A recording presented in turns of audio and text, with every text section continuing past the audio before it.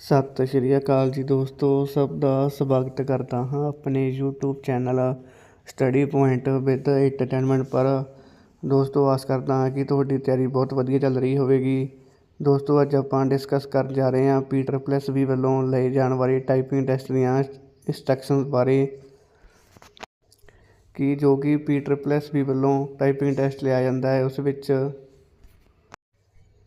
ਕੀ pattern ਰਹਿੰਦਾ ਹੈਗਾ ਗਾ, ਅਤੇ ਤੁਹਾਡੀ ਕਿੰਨੀ ਸਪੀਡ ਹੋਣੀ ਚਾਹੀਦੀ ਹੈ ਅਤੇ ਕਿੰਨੀ ਐਕੂਰੇਸੀ, ਅਤੇ ਸਪੀਡ ਇਨਕਰੀਜ਼ ਕਰਨ ਦੇ ਕੀ ਤਰੀਕੇ ਹਨ, ਅਤੇ ਤੁਸੀਂ ਕਿਹੜੀਆਂ ਵੈਬਸਾਈਟਾਂ ਤੋਂ ਇਸ ਦੀ ਵਧੀਆ ਪ੍ਰੈਕਟਿਸ ਕਰ ਸਕਦੇ ਹੈਗੇ ਹੋ। ਆਪਾਂ ਸਭ ਕੁਝ ਅੱਜ ਡਿਸਕਸ ਕਰਾਂਗੇ। ਦੋਸਤੋ ਸਭ ਤੋਂ ਪਹਿਲਾਂ ਜੇਕਰ ਤੁਸੀਂ ਚੈਨਲ ਉੱਪਰ ਫਸਟ ਵਾਰ ਵਿਜ਼ਿਟ ਕਰ ਰਹੇ ਹੋ ਤਾਂ ਪੰਜਾਬ ਦੇ ਪੇਪਰਾਂ ਦੀ ਤਿਆਰੀ ਕਰਨ ਲਈ ਅਤੇ ਪੰਜਾਬ ਦੇ ਪੇਪਰਾਂ ਦੀ ਅਪਡੇਟ ਲੈਣ ਲਈ ਚੈਨਲ ਸਬਸਕ੍ਰਾਈਬ ਕਰ ਲਵੋ ਅਤੇ ਬੈਲ ਆਈਕਨ ਔਨ ਕਰ ਲਵੋ ਤਾਂ ਕਿ ਸਾਡੀਆਂ ਕਲਾਸਿਸ ਤੁਹਾਡੇ ਤੱਕ ਸਮੇਂ ਅਨੁਸਾਰ ਪਹੁੰਚਦੀਆਂ ਰਹਿਣ।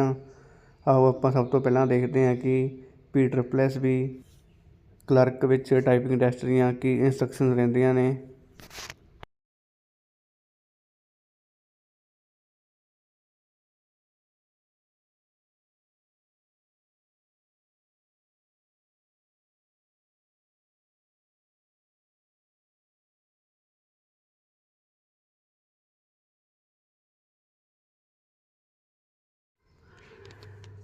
ਦੋਸਤੋ ਸਭ ਤੋਂ ਪਹਿਲਾਂ ਸਟੂਡੈਂਟ ਦਾ ਸਵਾਲ ਰਹਿੰਦਾ ਹੈ ਕਿ ਇਸ ਵਿੱਚ ਕਿੰਨਾ ਦਾ ਟਾਈਪਿੰਗ ਟੈਸਟ ਲਿਆ ਜਾਂਦਾ ਹੈ।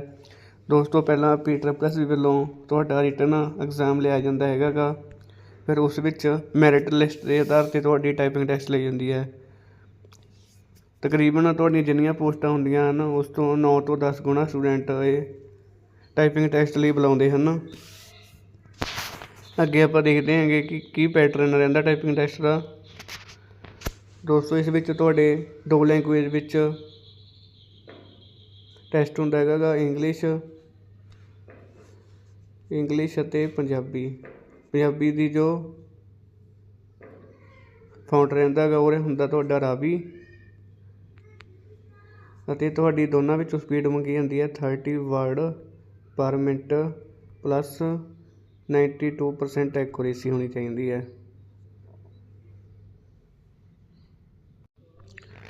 ਤੁਹਾਨੂੰ ਇੱਕ ਟੈਸਟ ਲਈ ਦਿੱਤਾ ਜਾਊਗਾ ਟਾਈਮ 10 ਮਿੰਟ ਵਿੱਚ ਤੁਸੀਂ 300 ਵਰਡ ਟਾਈਪ ਕਰਨਾ ਹੁੰਦਾ ਗਾ, ਅਤੇ ਇਸ ਵਿੱਚ ਤੁਹਾਨੂੰ 5 ਮਿੰਟ ਦਾ ਬ੍ਰੇਕ ਮਿਲਦਾ ਗਾ। ਪਹਿਲਾਂ ਤੁਹਾਡਾ ਟੈਸਟ ਹੁੰਦਾ ਜਿਵੇਂ ਕਿ ਤੁਹਾਡਾ ਪਹਿਲਾਂ ਹੁੰਦਾ ਗਾ ਇੰਗਲਿਸ਼ ਦਾ, ਤੁਹਾਨੂੰ ਦਿੱਤੇ ਜਾਣਗੇ 10 ਮਿੰਟ, ਫਿਰ ਇੱਕ ਤੁਹਾਨੂੰ ਬ੍ਰੇਕ ਦਿੱਤਾ ਜਾਏਗਾ 5 ਮਿੰਟ ਦਾ, ਅਤੇ ਉਸ ਤੋਂ ਬਾਅਦ ਤੁਹਾਡਾ ਦੂਜਾ ਟੈਸਟ ਹੋਵੇਗਾ ਉਸ ਵਿੱਚ ਦਿੱਤੇ ਜਾਣਗੇ 10 ਮਿੰਟ। ਦੋਸਤੋ ਹੁਣ ਜਿਹੜਾ ਤੁਹਾਡਾ ਇਹ ਲਿੱਤਾ ਜਾਂਦਾ ਟਾਈਪਿੰਗ ਟੈਸਟ ਇਹ ਲਿੱਤਾ ਜਾਂਦਾ ਗਾ ਚੰਕ ਸਿਸਟਮ ਵਿੱਚ ਲਿੱਤਾ ਜਾਂਦਾ, ਭਾਵ ਕਿ ਤੁਹਾਡੇ ਕੋਲ 10 ਪੈਰੇ ਹੋਣਗੇ ਜਿਸ ਵਿੱਚ ਹਰੇਕ ਪੈਰੇ ਵਿੱਚ 3 ਤੋਂ ਲੈ ਕੇ 4 ਲਾਈਨਾਂ ਹੋਣਗੀਆਂ। ਦੋਸਤੋ ਅੱਗੇ ਤੁਹਾਨੂੰ ਮੈਂ ਵੀਡੀਓ ਵਿੱਚ ਦਿਖਾਵਾਂਗਾ ਕਿ ਚੰਕ ਸਿਸਟਮ ਕੀ ਹੁੰਦਾ ਹੈ, ਇਸ ਵਿੱਚ ਕਿਵੇਂ ਦੇ ਪੈਰੇ ਹੁੰਦੇ ਹਨ ਅਤੇ ਕਿੰਨੇ ਅੱਖਰ ਹੁੰਦੇ ਹਨ। ਇਹ ਆਪਾਂ ਅੱਗੇ ਮੈਂ ਤੁਹਾਨੂੰ ਵੀਡੀਓ ਵਿੱਚ ਦਿਖਾਵਾਂਗਾ। ਦੋਸਤੋ ਹੁਣ ਇਹ ਤੁਹਾਡਾ ਚੰਕ ਸਿਸਟਮ ਵਿੱਚ ਹੀ ਟਾਈਪਿੰਗ ਟੈਸਟ ਹੁੰਦਾ ਹੈਗਾ ਗਾ, ਇਸ ਕਰਕੇ ਇਹ ਟੈਸਟ ਹੁਣ ਬਹੁਤ ਸੌਖਾ ਹੋ ਚੁੱਕਿਆ ਹੈਗਾ ਗਾ। ਇਹ ਟੈਸਟ ਤੁਹਾਡਾ ਇੱਕ ਸੋਫਟਵੇਅਰ ਵਿੱਚ ਲਿਆ ਜਾਂਦਾ ਗਾ, ਉਸ ਵਿੱਚ ਤੁਹਾਡੀ ਟਾਈਮਿੰਗ ਚੱਲਦੀ ਹੈ। ਉਹ ਟਾਈਮਿੰਗ ਤੁਹਾਡੀ ਉਦੋਂ ਹੀ ਸਟਾਰਟ ਹੁੰਦੀ ਹੈ ਜਦੋਂ ਤੁਸੀਂ ਆਪਣੀ ਟਾਈਪਿੰਗ ਸਟਾਰਟ ਕਰਦੇ ਹੋਗੇ। ਉੱਥੇ ਜਦੋਂ ਤੁਸੀਂ ਆਪਣੀ ਟਾਈਪਿੰਗ ਟੈਸਟ ਦੇਣ ਜਾਓਗੇ ਉੱਥੇ ਵੀ ਤੁਹਾਨੂੰ ਇਹ ਚੀਜ਼ ਕਹਿ ਦਿੱਤਾ ਜਾਊਗਾ ਕਿ ਜਦੋਂ ਤੁਹਾਨੂੰ ਵਧੀਆ ਲੱਗੂਗਾ, ਕੰਫਰਟੇਬਲ ਹੋਵੋਗੇ, ਤੁਸੀਂ ਆਪਣੀ ਟਾਈਪਿੰਗ ਉਦੋਂ ਹੀ ਸਟਾਰਟ ਕਰਨੀ ਹੈਗੀ। ਤੁਹਾਡੇ ਤੋਂ ਉੱਪਰ ਕੋਈ ਪ੍ਰੈਸ਼ਰ ਨਹੀਂ ਹੁੰਦਾ ਵੀ ਤੁਸੀਂ ਹੁਣੇ ਸਟਾਰਟ ਕਰਨਾ ਗਾ। ਤੁਸੀਂ ਆਪਣਾ 2-3 ਮਿੰਟ ਲੇਟ ਵੀ ਸਟਾਰਟ ਕਰ ਸਕਦੇ ਹੋ, ਕਿਉਂਕਿ ਤੁਹਾਡੀ ਜੋ ਵੀ ਟਾਈਮਿੰਗ ਹੁੰਦੀ ਆ ਉਹ ਉਦੋਂ ਹੀ ਸਟਾਰਟ ਹੋਊਗੀ ਜਦੋਂ ਤੁਸੀਂ ਆਪਣਾ ਸਟਾਰਟ ਕਰੋਗੇ ਟਾਈਪਿੰਗ ਕਰਨੀ। ਦੋਸਤੋ ਇਹ ਹੁਣ ਬਹੁਤ ਸੌਖਾ ਹੋ ਗਿਆ ਹੈਗਾ ਚੰਕ ਸਿਸਟਮ ਨਾਲ, ਕਿਉਂਕਿ ਤੁਹਾਡੇ ਕੋਲ ਇੱਕ ਪੈਰੇ ਵਿੱਚ 3 ਤੋਂ 4 ਲਾਈਨਾਂ ਹੋਣਗੀਆਂ, ਪਰ ਤੁਸੀਂ ਐਂਟਰ ਦੱਬੋਗੇ ਅਤੇ ਤੁਹਾਡੇ ਕੋਲ ਨੈਕਸਟ ਪੈਰਾ ਆਊਗਾ। ਇਸ ਨਾਲ ਟਾਈਪਿੰਗ ਟੈਸਟ ਕਰਨੀ ਬਹੁਤ ਈਜ਼ੀ ਹੋ ਚੁੱਕੀ ਹੈ। ਦੋਸਤੋ ਤੁਹਾਡਾ ਜੋ ਟੈਸਟ ਹੈਗਾ ਗਾ ਸੋਫਟਵੇਅਰ 'ਤੇ ਲਿੱਤਾ ਜਾਂਦਾ ਗਾ, ਅਤੇ ਤੁਹਾਡਾ ਰਿਜ਼ਲਟ ਵੀ ਤੁਹਾਨੂੰ ਇੰਸਟੈਂਟਲੀ ਹੀ ਮਿਲ ਜਾਂਦਾ, ਭਾਵ ਕਿ ਉਦੋਂ ਹੀ ਤੁਹਾਨੂੰ ਰਿਜ਼ਲਟ ਦਾ ਪਤਾ ਲੱਗ ਜਾਂਦਾ ਕਿ ਤੁਸੀਂ ਕੁਆਲੀਫਾਈ ਕੀਤੇ ਹੈਗੇ ਹੋ ਜਾਂ ਨਹੀਂ। ਇਸ ਤੋਂ ਬਾਅਦ ਸਟੂਡੈਂਟ ਦਾ ਸਵਾਲ ਰਹਿੰਦਾ ਹੈ ਕਿ ਅਸੀਂ ਟਾਈਪਿੰਗ ਟੈਸਟ ਦੀ ਤਿਆਰੀ ਕਿੰਨੇ ਸਮੇਂ ਵਿੱਚ ਕਰ ਸਕਦੇ ਹਾਂ। ਦੋਸਤੋ ਤਕਰੀਬਨ 1 ਮਹੀਨਾ ਤੁਹਾਨੂੰ ਇਸ ਨੂੰ ਸਿੱਖਣ ਦੇ ਲਈ ਲੱਗ ਜਾਂਦਾ ਹੈ, ਭਾਵ ਕਿ ਇਸ ਦੀਆਂ ਜੋ ਕੀਜ਼ ਹੁੰਦੀਆਂ ਹਨ ਕਿ ਕਿਹੜੀ ਕੀਜ਼ ਤੋਂ ਕਿਹੜਾ ਅੱਖਰ ਪੈਂਦਾ ਹੈ, ਇਹ ਸਾਰਾ ਕੁਝ ਸਿੱਖਣ ਲਈ ਤੁਹਾਨੂੰ 1 ਮਹੀਨਾ ਲੱਗ ਜਾਂਦਾ ਹੈ। ਅਤੇ ਉਸ ਤੋਂ ਬਾਅਦ 1 ਤੋਂ 1.5 ਮਹੀਨਾ ਇਸ ਦੀ ਪ੍ਰੈਕਟਿਸ ਕਰੋਗੇ ਤਾਂ ਤੁਹਾਡੀ ਸਪੀਡ ਆਰਾਮ ਨਾਲ 30 ਦੇ ਆਸ-ਪਾਸ ਆ ਜਾਵੇਗੀ। ਅਤੇ ਉਸ ਤੋਂ ਬਾਅਦ ਤੁਸੀਂ ਜਿੰਨੀ ਵੀ ਪ੍ਰੈਕਟਿਸ ਕਰੋਗੇ ਉਹ ਉਨੀ ਘੱਟ ਹੋਊਗੀ, ਕਿਉਂਕਿ ਹੁਣ ਅੱਜ ਕੱਲ੍ਹ ਕੰਪੀਟੀਸ਼ਨ ਵੀ ਬਹੁਤ ਵੱਧ ਚੁੱਕਿਆ ਹੈਗਾ। ਬਸ ਦੋਸਤੋ ਤਕਰੀਬਨ 2 ਤੋਂ 2.5 ਮਹੀਨੇ ਵਿੱਚ ਤੁਸੀਂ ਇਸ ਦੀ ਤਿਆਰੀ ਵਧੀਆ ਕਰ ਸਕਦੇ ਹੈਗੇ ਹੋਗੇ। ਹੁਣ ਅੱਗੇ ਆਪਾਂ ਦੇਖਦੇ ਹਾਂ ਕਿ ਇਸ ਦੀ ਸਪੀਡ ਇਨਕਰੀਜ਼ ਕਰਨ ਦੇ ਕੀ ਟਿਪਸ ਹਨ। ਦੋਸਤੋ ਆਪਣਾ ਪਹਿਲਾ ਟਿਪਸ ਹੈਗਾ ਗਾ ਪ੍ਰੋਪਰ ਪੋਸਚਰ, ਭਾਵ ਕਿ ਤੁਹਾਡਾ ਟਾਈਪਿੰਗ ਟੈਸਟ ਸਮੇਂ ਜਾਂ ਵੀ ਜਦੋਂ ਵੀ ਤੁਸੀਂ ਪ੍ਰੈਕਟਿਸ ਕਰ ਰਹੇ ਹੋ ਤੁਹਾਡਾ ਪੋਸਚਰ ਸਹੀ ਹੋਣਾ ਚਾਹੀਦਾ।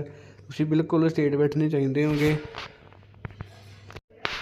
ਤੁਹਾਡਾ ਪੋਸਚਰ ਇੱਦਾਂ ਦਾ ਹੋਣਾ ਚਾਹੀਦਾ, ਤੁਹਾਡੀ ਰੀੜ੍ਹ ਦੀ ਹੱਡੀ ਬਿਲਕੁਲ ਸਿੱਧੀ ਹੋਣੀ ਚਾਹੀਦੀ ਹੈ ਅਤੇ ਜੋ ਤੁਹਾਡਾ ਮੋਨੀਟਰ ਹੈਗਾ ਗਾ ਉਹ ਆਈ ਕੰਟੈਕਟ ਤੋਂ ਥੋੜ੍ਹਾ ਜਿਹਾ ਨੀਚੇ ਹੋਣਾ ਚਾਹੀਦਾ ਹੈਗਾ ਅਤੇ ਤੁਸੀਂ ਬਿਲਕੁਲ ਸਟੇਟ ਬੈਠਣੇ ਚਾਹੀਦੇ ਹੈਗੇ ਹੋਗੇ।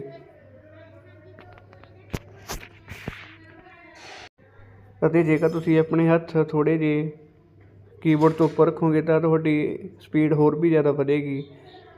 ਬਟ ਇਹ ਕੋਈ ਐਡੀ ਮੈਂਡੇਟਰੀ ਚੀਜ਼ ਨਹੀਂ ਹੈਗੀ ਕਿ ਤੁਸੀਂ ਹੱਥ ਉੱਪਰ ਹੀ ਰੱਖਣੇ। ਜੇਕਰ ਤੁਸੀਂ ਇਸ ਵਿੱਚ ਕੰਫਰਟੇਬਲ ਨਹੀਂ ਮਹਿਸੂਸ ਕਰਦੇ ਤਾਂ ਤੁਸੀਂ ਕੀਬੋਰਡ ਉੱਪਰ ਵੀ ਹੱਥ ਰੱਖ ਸਕਦੇ ਹੋ। ਬਟ ਜੇਕਰ ਤੁਸੀਂ ਆਪਣੀ ਸਪੀਡ ਬਹੁਤ ਜ਼ਿਆਦਾ ਇਨਕਰੀਜ਼ ਕਰਨਾ ਚਾਹੁੰਦੇ ਹੋ ਤਾਂ ਤੁਸੀਂ ਆਪਣੇ ਹੱਥ ਥੋੜ੍ਹੇ ਜਿਹੇ ਉੱਪਰ ਚੱਕ ਕੇ ਰੱਖਣੇ ਹਨ, ਕਿਉਂਕਿ ਕੀਬੋਰਡ ਨਾਲ ਟੱਚ ਨਹੀਂ ਕਰਨੇ ਹੈਗੇ, ਸਿਰਫ ਆਪਣੀਆਂ ਫਿੰਗਰਸ ਦੀ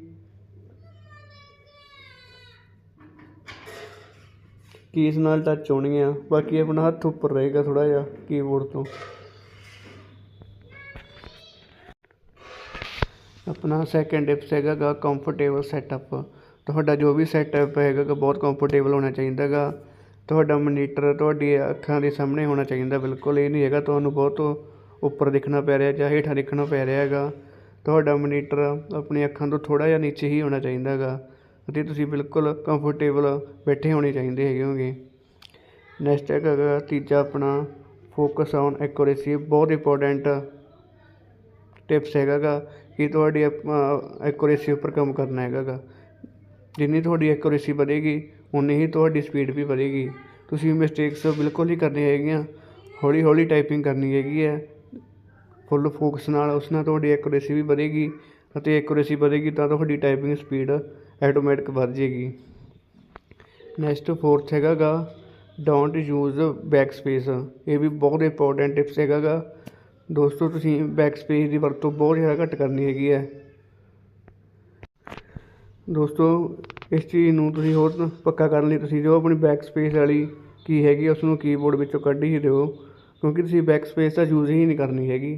ਜਿੰਨੀ ਤੁਸੀਂ ਇਸ ਚੀਜ਼ ਨੂੰ ਆਪਣਾ ਉਹ ਕਰੋਗੇ, ਪੱਕਾ ਕਰ ਲਓਗੇ, ਤੁਹਾਡੀ ਸਪੀਡ ਓਨੀ ਵੱਧ ਜਾਵੇਗੀ। ਤੁਸੀਂ ਬੈਕ ਸਪੇਸ ਨੂੰ ਬਹੁਤ ਘੱਟ ਯੂਜ਼ ਕਰਨਾ ਹੈਗਾ ਗਾ। ਇਹਦਾ ਤਰੀਕਾ ਇਹੀ ਹੈਗਾ ਕਿ ਤੁਸੀਂ ਜੋ ਉਹਦੀ ਕੀ ਹੈਗੀ ਹੈ ਬੈਕ ਸਪੇਸ ਵਾਲੀ ਉਸ ਨੂੰ ਉਸ ਵਿੱਚੋਂ ਕੱਢ ਹੀ ਦਿਓ। ਉਸ ਨਾਲ ਤੁਸੀਂ ਬੈਕ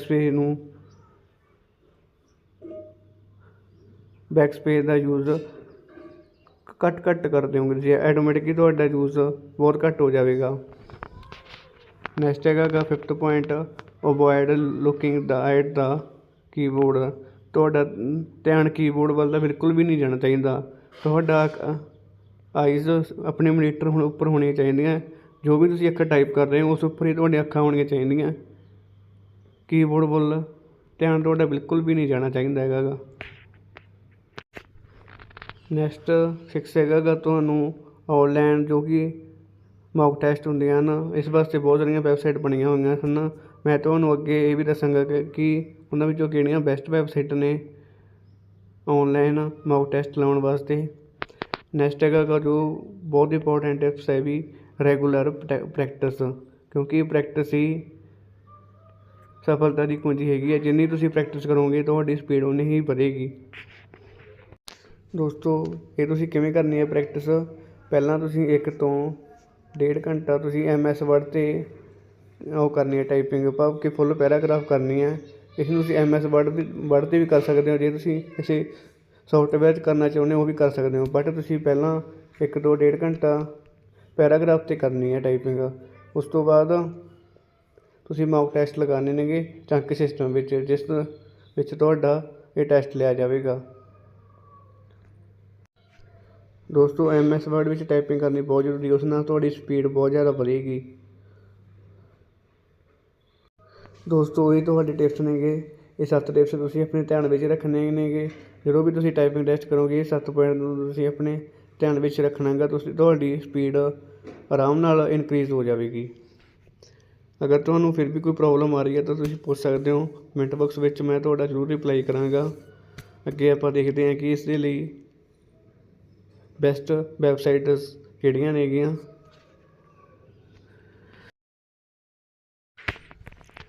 ਦੋਸਤੋ ਆਪਣੀ ਪਹਿਲੀ ਵੈਬਸਾਈਟ ਹੈਗੀ ਪੰਜਾਬ ਗੌਰਮੈਂਟ ਐਗਜ਼ਾਮ ਪੋਰਟਲ।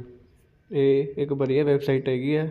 ਇਸ ਦੇ ਆਪਾਂ ਜੋ ਆਪਣੇ ਕੋਲ ਲਿੰਕ ਹੋਊ, ਫਸਟ ਲਿੰਕ ਨੂੰ ਖੋਲਾਂਗੇ, ਆਪਣੇ ਕੋਲ ਇੱਦਾਂ ਦਾ ਇੰਟਰਫੇਸ ਆਊਗਾ।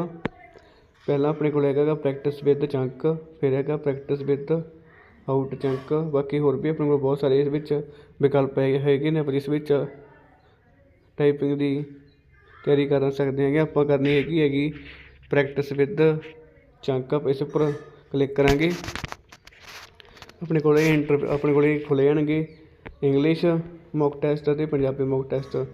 ਆਪਣੇ ਕੋਲ ਬਹੁਤ ਸਾਰੇ ਇਹਦੇ ਵਿੱਚ ਹੈਗੇ ਨੇ, ਸੈੱਟ ਹੈਗੇ ਨੇ ਪ੍ਰੈਕਟਿਸ ਦੇ, ਤੁਸੀਂ ਇਹਨਾਂ ਨੂੰ ਲਗਵਾ ਸਕਦੇ ਹੈਗੇ ਹੋ। ਆਪਾਂ ਦੇਖਦੇ ਹਾਂ ਕਿ ਚੰਕ ਕਿੱਦਾਂ ਦਾ ਹੁੰਦਾ। ਜਿਵੇਂ ਕਿ ਆਪਣੇ ਕੋਲ ਇਹ ਹੈਗਾ ਗਾ ਪੰਜਾਬੀ ਦਾ ਮੌਕ ਟੈਸਟ। ਆਪਾਂ ਖੋਲ੍ਹਦੇ ਹਾਂ ਪਹਿਲਾਂ,